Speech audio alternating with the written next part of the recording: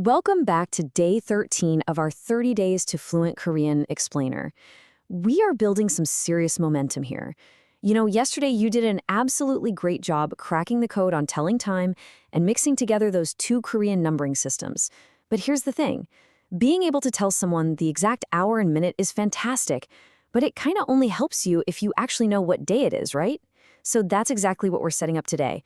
We're zeroing in on your essential calendar toolkit. Picture this. A friend calls you up and says, "When do we meet?" I gotta tell you, early on in my own language journey, I knew exactly how to say 2 o'clock, but I had absolutely zero idea how to say tomorrow. I literally rushed down to a local cafe a whole day early and sat there for an hour before realizing my mistake. To make solid, reliable plans, you really need this calendar toolkit. So today, we're mastering days, weeks, and the ultimate timeline particle so you can lock in those schedules confidently without ever waiting alone in a coffee shop. Section 1. The timeline anchors. These 3 words right here, they're going to become your absolute best friends in daily conversation. Seriously, I want you to repeat these out loud with me right now. It builds that muscle memory. Ready? First, we have 오늘 for today. 오늘. Next up is 내일 for tomorrow, 내일. And finally, 어제 for yesterday, 어제. These are your foundational timeline anchors. Pretty much everything you plan out, talk about, or schedule revolves around these 3 specific points in time. Now, this right here brilliantly illustrates why learning Korean is so incredibly rewarding. Let's take our anchor 내일, meaning tomorrow, and connect it to that power verb we learned on day 8, 가요, which means to go. You want to say I go tomorrow or I am going tomorrow? Just put them together. 내일 가요. Boom. That's literally it. Notice there's no word for I in there?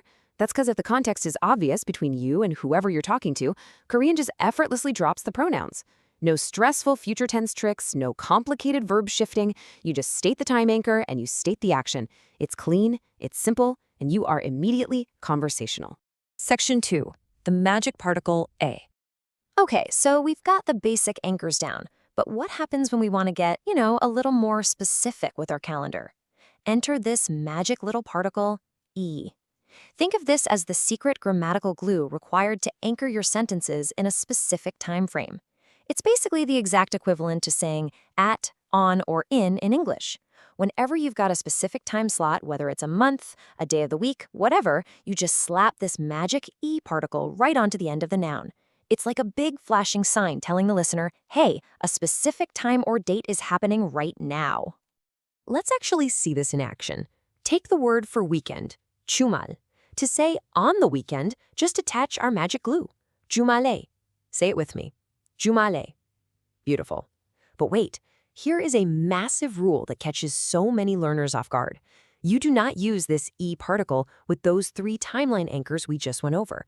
You completely skip it for 오늘, 내일, and 어제. Why? Well, because those words are already self-contained anchors. They don't need any extra glue to stand on their own in the timeline. Just burning this single exception into your brain will instantly make your sentences sound so much more natural to native speakers. Section 3. Asking the core question. All right, so we've got the answers covered. You know how to say exactly when you're doing something. But hey, a conversation is a two-way street, right? We need to know how to trigger the discussion in the first place. So here's your brand new tool. The word for when is 연재. 연재. This one single word is your golden key. It's the exact puzzle piece you need to ask the questions that'll prompt all those awesome scheduling answers you just mastered today. Look how logically this all fits together. We simply take 이언제, when, and pair it right up with our trusty power verb, 가요. 이언제 가요. Directly translated, it's, when are you going? I mean, think about how powerful that is.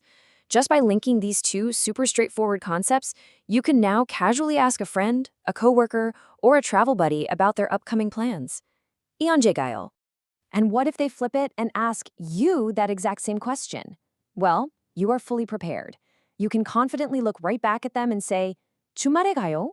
I'm going on the weekend.